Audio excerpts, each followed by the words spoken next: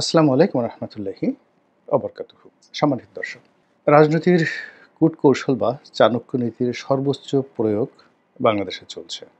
দৃশ্যত অনেকের সঙ্গে বন্ধুত্ব, আর পেছন দিক থেকে বিশ্বাসঘাতকতার চাকু মারার যে প্রাগৈতিহাসিক অমানবিক চক্রান্ত, সেই চক্রান্তগুলো চলমান সময় আমাদের রাজনৈতিক অঙ্গনে রীতিমতো একটা ভয়ঙ্কর পরিস্থিতি তৈরি করেছে।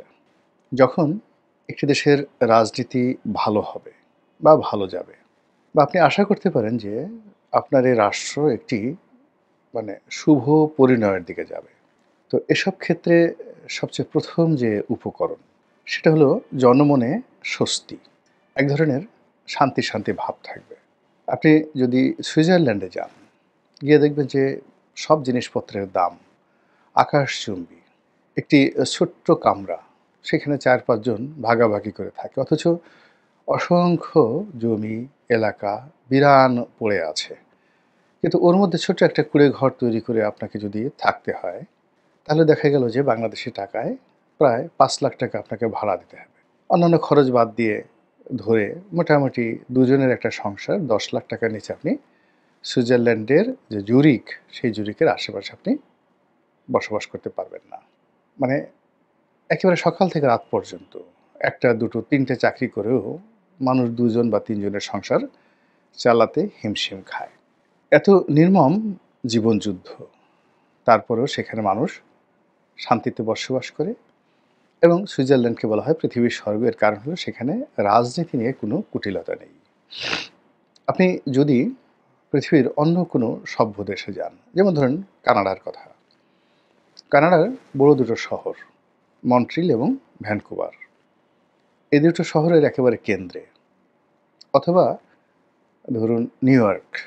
তো নিউ ইয়র্ক সিটির যে টাইম স্কোয়ার রয়েছে, তার আশেপাশে এক রুমের ছোট একটি বাসা ভাড়া নিয়ে স্বামী স্ত্রী বা আরও একজন সন্তান নিয়ে বসবাস করা যে কতটা কঠিন, এটা যারা ওখানে বসবাস করছেন তারা বুঝতে পারেন। সঞ্চয় তো দূরের কথা, কিন্তু তারপরেও তারা বাংলাদেশে আসবেন না, তারা আমেরিকাতে থাকবেন। এর কারণ হলো তাদের মনে একটা স্বস্তি রয়েছে। এটা হলো ওই দেশগুলোকে উন্নয়নের চরম শিখরে নিয়ে গেছে, যেখানে দেশের উপর ভরসা করে মানুষ পরিশ্রম করে। দ্বিতীয়ত, আইন শৃঙ্খলা এবং জনজীবনের জননিরাপত্তা। সেখানে রাজার জন্য, প্রজার জন্য, মেথরের জন্য, সবার জন্য সমান আইন, এবং আইনের একটা ধারাবাহিক, যাকে বলা হয়, গতি থাকে। এবং যারা রাষ্ট্রের কর্ণধার, ধরুন ডোনাল্ড ট্রাম্প, এবং রাস্তায় যে মানুষটি ধরুন জুতো পালিশ করছে, তারা উভয়ই পুলিশকে, কোর্টকে, কাছারিকে একেবারে সমানভাবে তারা ভয় করে, সমানভাবে শ্রদ্ধা করে, এবং পুলিশ প্রশাসন থেকে শুরু করে সরকারি কর্মকর্তারা উভয়ের সঙ্গে সমান আচরণ করে। তো এর ফলে কি হলো যে তাদের জীবনে আমাদের চাইতে অপরাধের যে সংখ্যা অনেক বেশি। খুন হচ্ছে, ধর্ষণ হচ্ছে, ফৌজদারি হচ্ছে, প্রতারণা হচ্ছে, তারপরে ডাকাতি হচ্ছে, কিন্তু মানুষ রাষ্ট্রের প্রতি বিশ্বাস এবং আস্থা হারায় না। কিন্তু আমাদের দেশে কি হচ্ছে? অপরাধের যদি ধরন প্রকৃতি দেখেন, আমেরিকার তুলনায়, কানাডার তুলনায় এখানে অনেক কম। ইংল্যান্ডের শহরে একেবারে ডাউন টাউন, যেখানে লন্ডনের বা অভিজাত যে সকল এলাকা রয়েছে, সেটা তারেক রহমান সাহেব যে এলাকায় থাকেন, কিংস্টন, তারপরে হাইড পার্কের মতো এলাকা, অথবা ধরেন অ্যাজওয়্যারের মতো এলাকা, মিডল সেক্স, এ সকল এলাকা ধনীদের বসবাস। তো সেখানে রাস্তার উপর আপনি একটা সাইকেল তালা দিয়ে গেলেন, তো সেখানে যেটাতে তালা দিয়েছেন, চাবি বা ধরুন সাইকেলের প্যাডেল বা অন্য কোনো একটা জায়গাতে, সেটা রেখে পুরো সাইকেলের বাকি অংশ সুন্দর করে বসে বসে চোরেরা চুরি করে নিয়ে যায়। লন্ডনে যে পরিমাণ গাড়ি চুরি হয় প্রতিদিন, আমাদের বাংলাদেশে এক বছরেও সেই ধরনের গাড়ি চুরি হয় না, কিন্তু তারপর আমরা ভীত সন্ত্রস্ত। তো এই যা কিছু সমস্যা, সেটা হলো রাজনীতির মুনাফিকি, রাজনীতির কূটকৌশল এবং পিছন থেকে চাকু মারার যে অন্যায় প্রবৃত্তি, এর থেকেই যে অবিশ্বাস, সন্দেহ, অরাজকতা তৈরি হয়, সেই অরাজকতার কারণে বাংলাদেশ, উগান্ডা, বুরুন্ডি এই সমস্ত দেশের তৈরি হয়ে যায়। এবং আমরা অতীতে আমাদের এই রাজনীতির মুনাফিকির কারণে বহু সমস্যায় পড়েছি। আর চলমান সময় এই সমস্যাগুলো আরও অতীতের যে কোনো সময়ের চাইতে বেড়ে গেছে। এখনকার রাজনীতির সবচেয়ে বড় ভয়াবহ দিক হলো যারা রাজনীতিতে এগিয়ে রয়েছেন, মানে ইলেকশন যদি হয়, নির্বাচন যদি হয়, ধরে নেওয়া হয় তারাই ক্ষমতায় আসবে, এবং এই দিকে সবচেয়ে এগিয়ে রয়েছেন বিএনপি এবং সম্ভাব্য প্রধানমন্ত্রী হিসেবে তারেক রহমান সাহেবের নামই বলা হচ্ছে। এখন তারেক রহমানকে ছোট করতে হবে, তিনি যেন প্রধানমন্ত্রী হতে না পারেন বলতে হবে। তারপর তার কি কি দোষ আছে, তিনি প্রধানমন্ত্রী হলে বাংলাদেশের কি কি সর্বনাশ হতে পারে ইত্যাদি নানা রকম তথ্য এবং উপাত্ত হাজির করার জন্য আমরা যেভাবে ছুটছি, এইরকম ছুটাছুটি আওয়ামী লীগের জমানাতে শেখ হাসিনার বিরুদ্ধে বা জয়ের বিরুদ্ধেও আমরা ছুটিনি। এই হলো তারেক রহমান সাহেবের দুর্ভাগ্য। দ্বিতীয়ত, বিএনপিকে একঘরে করা, বিএনপির মুণ্ডপাত করা, মানে বিএনপি যারা শীর্ষ নেতৃত্ব রয়েছে তাদের ইমেজকে ক্ষুণ্ণ করা অথবা তাদেরকে ছোট করা, হেয় করা, এবং বিএনপির মধ্যে অভ্যন্তরীণ যে দ্বন্দ্ব সংঘাত এগুলোকে খুঁচিয়ে খুঁচিয়ে একজন আর একজনের বিরুদ্ধে লাগিয়ে দেওয়ার জন্য।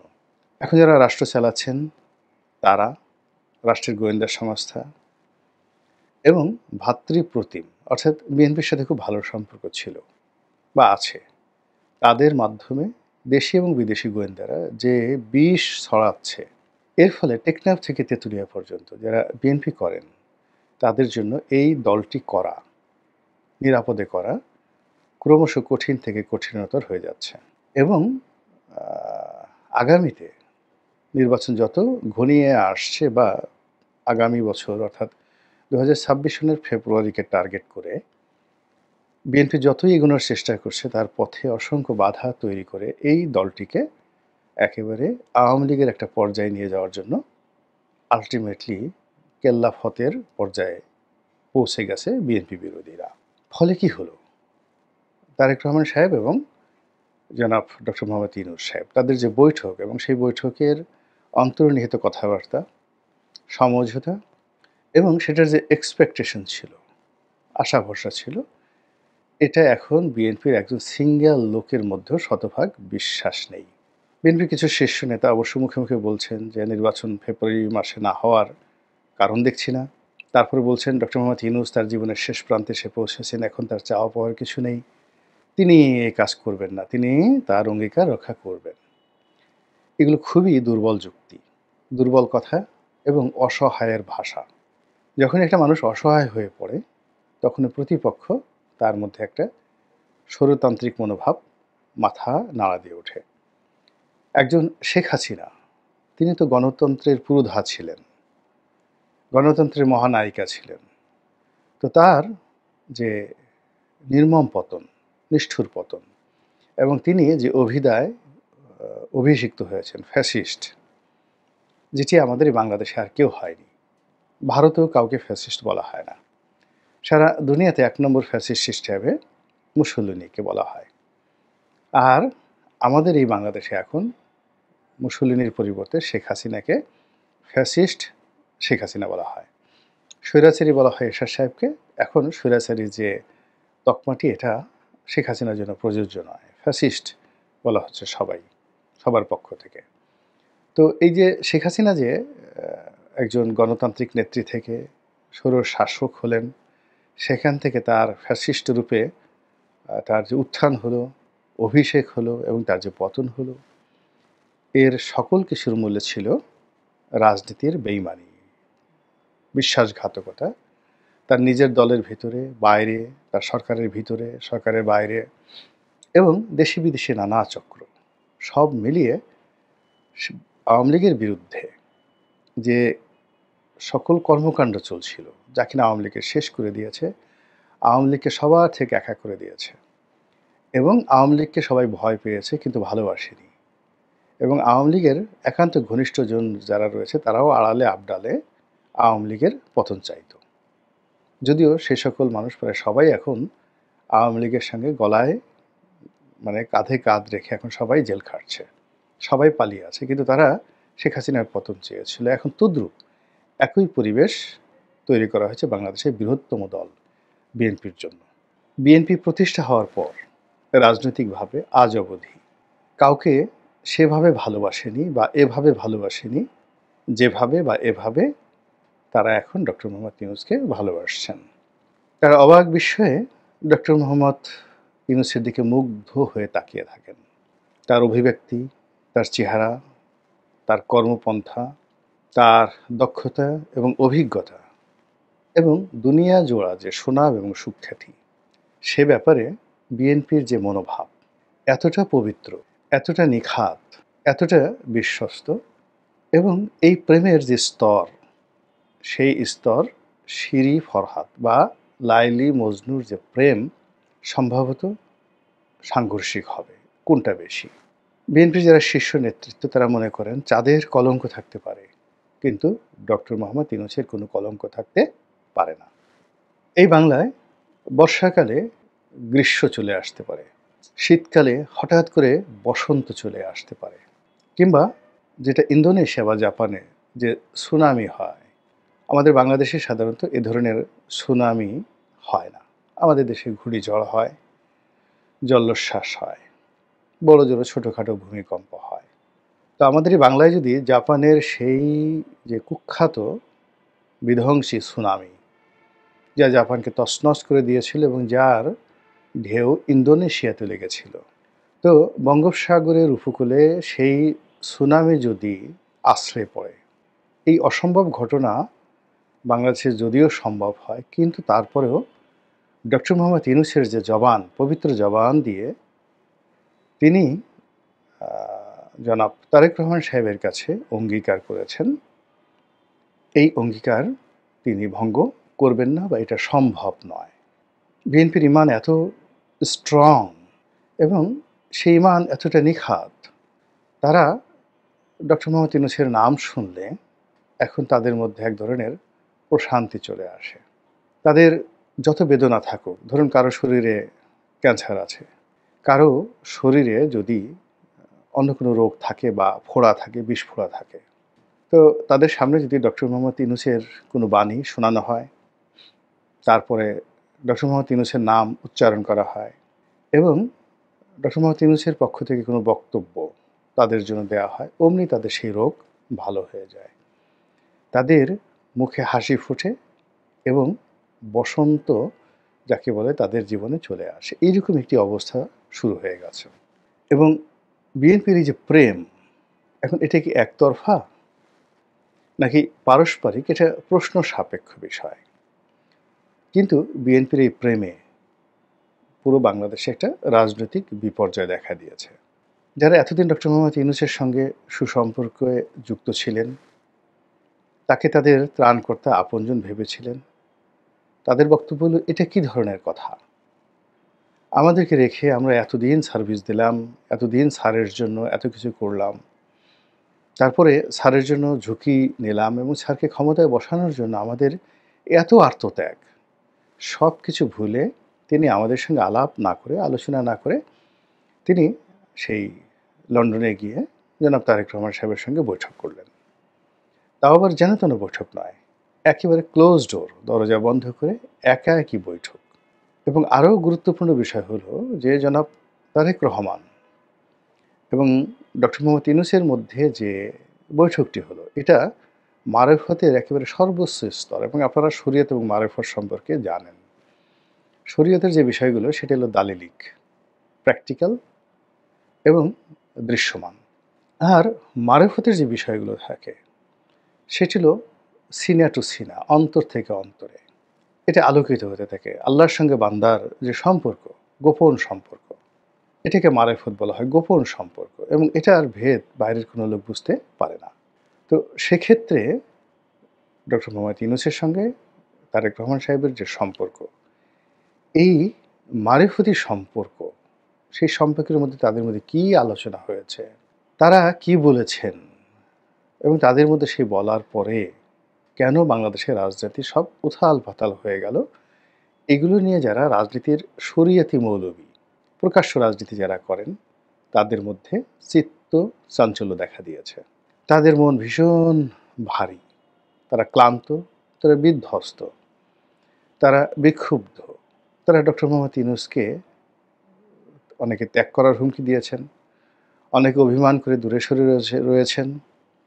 ডক্টর মোহাম্মদ ইউনূস আবার অনেককে কাছে টেনে এনেছেন, আনার চেষ্টা করছেন। কিন্তু কাজের কাজ হয়নি, বরং ডক্টর মোহাম্মদ ইউনূস এবং বিএনপির যে প্রেম, এটি ক্রমশ বাড়ছে। আর যতই বাড়ছে ততই নির্বাচন, ফেব্রুয়ারি মাসে নির্বাচন, সেই নির্বাচনের ডামাডোল, সেই নির্বাচনে বিএনপির বিজয়, সেই নির্বাচনে বিএনপির সঙ্গে যাকে বলা হয় তারেক রহমান সাহেবের ভাগ্য, তার দেশে আসা, তার জন্য বাড়ি প্রস্তুত করা, তার জন্য বুলেট প্রুফ গাড়ি প্রস্তুত করা থেকে শুরু করে আরও কত কী। রীতিমতো রূপকথার নায়ক রূপে জনাব তারেক রহমান সাহেব বাংলাদেশে আসবেন এবং ডক্টর মোহাম্মদ ইউনূসের সেই যে ভালোবাসা, স্নেহাস্পদ ভালোবাসা এবং স্নেহের স্পদ হিসেবে তিনি যে নতুন রেকর্ড তৈরি করবেন এই সুবে বাংলায়, তার জন্য বিএনপি নেতাকর্মীরা অধীর আগ্রহে অপেক্ষা করছে। সামাজিক মাধ্যম জুড়ে তার জয় জয়কার, নেতা আসছেন, নেতা আসবেন, এ যেন ত্রাণকর্তা। মানে তারেক রহমান সাহেবকে বাংলাদেশে আনার জন্য যে উন্মাদনা বিএনপির নেতাকর্মীর মধ্যে, এবং তারেক রহমান সাহেব আসা মানেই বাংলাদেশের সেই জাদুর কাঠির স্পর্শ শুরু হয়ে যাবে এবং জাদু মন্ত্রের মতো করে সব সমস্যা মুহূর্তের মধ্যে বিলীন হয়ে যাবে। ব্যাংকগুলো টাকায় ভরে যাবে, আইনশৃঙ্খলা চমৎকারভাবে চলতে থাকবে, পুলিশ তার মনোবল ফিরে পাবে, সেনাবাহিনী তাদের সে তাগদ ফিরে পাবে। সব কিছু এরকম একটা ভাইব তৈরি করা হয়েছে এবং সব ভাইবের ঊর্ধ্বে রয়েছে জনাব ডক্টর মোহাম্মদ ইউনূসের আশীর্বাদ। ডক্টর মোহাম্মদ ইউনূসকে বিএনপি অনেক ভালোবাসে, আর সে ভালোবাসাটা তারা ধারণ করতে চায় তাদের মাথার তাজ রূপে। তারা বাংলাদেশ বিনির্মাণে বিএনপির মতো একটি দলকে সুন্দরভাবে পরিচালনার জন্যে এবং বিএনপির যে মান মর্যাদা, সেই মান মর্যাদাকে আপহোল্ড করার জন্য তারা রাষ্ট্রপতির পদে, ন্যায়পালের পদে বা অন্য যে কোনো একটা পদে, মানে এরকম একটা সম্মান ডক্টর মোহাম্মদ ইউনূসকে রাষ্ট্রীয়ভাবে বিএনপি দিতে চায় যদি তারা ক্ষমতায় আসে, যেটি এই পৃথিবী কখনো দেখেনি। এর কারণ হলো বিএনপি মনে করে যে এই পৃথিবীতে অনেক তরুণ শাসক ক্ষমতায় এসেছেন। হয়তো তাদের শিক্ষা, তাদের বয়স, তাদের দীক্ষা বড় একটা রাষ্ট্র পরিচালনার জন্য পর্যাপ্ত ছিল না, কিন্তু তারা অনেক দক্ষ এবং অভিজ্ঞ ছিলেন। যেমন ধরুন ভারতবর্ষের সম্রাট আকবর, মাত্র ১৩ বছর বয়সে তিনি ক্ষমতায় এলেন।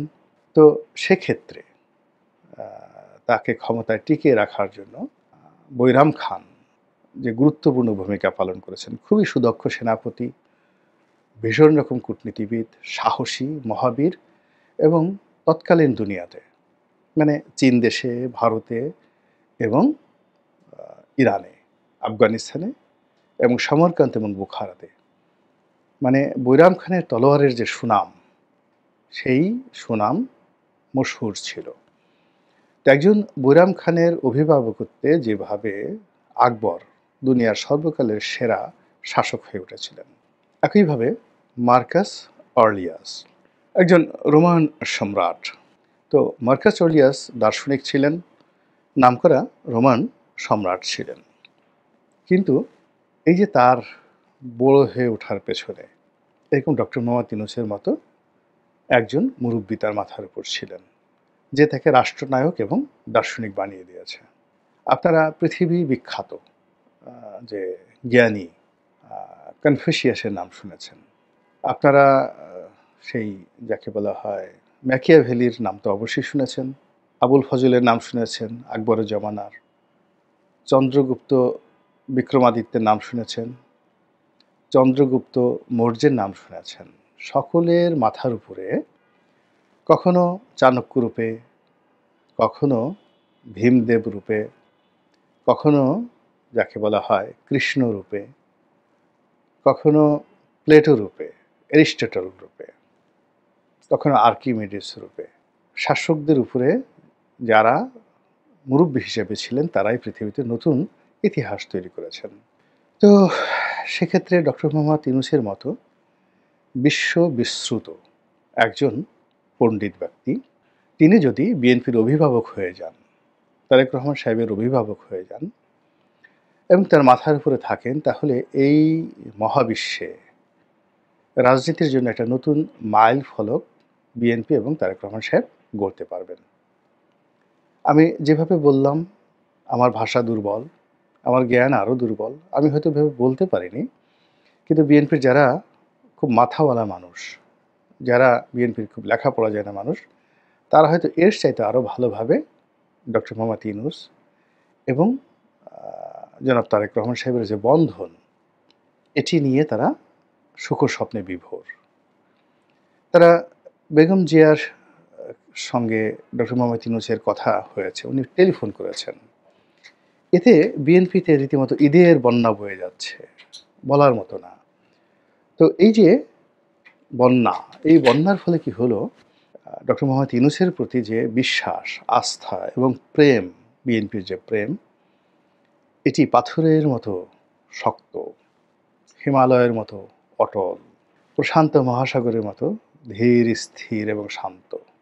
বিএনপি নড়ছে না। বিএনপি চাতক পাখির মতো তাকিয়ে আছে July, August, September, October, November, December, January, February এবং তাদের জীবনে অতীতে যেভাবে 15 ফেব্রুয়ারির একটা নির্বিঘ্ন নির্বাচন হয়েছিল, ওটা অনেক বদনাম হয়েছিল। কিন্তু এবার ডক্টর মোহাম্মদ ইউনূসের বদান্যতায় ফেব্রুয়ারি মাসে এত চমৎকার একটা নির্বাচন হবে, যে নির্বাচনে একটা মাইল ফলক তৈরি করে বাংলাদেশে শহীদ প্রেসিডেন্ট জিয়াউর রহমানের যে দল, বাংলাদেশ জাতীয়তাবাদী দল, ক্ষমতায় আসবে এবং সেই ক্ষমতা বাংলাদেশে একটা নতুন এরা বা যুগের সৃষ্টি করবে। এই বিশ্বাসে বিএনপি এখন বিভোর। আমরা যারা অল্প বুদ্ধির মানুষ, কাহিনী বর্ণনা করলাম, আপনারা যারা দর্শক, তারা অপেক্ষা করুন এবং দেখতে থাকুন এই প্রেমের চূড়ান্ত পরিণতি। আসসালামু আলাইকুম রহমতুল্লাহি ওয়া বারাকাতুহু।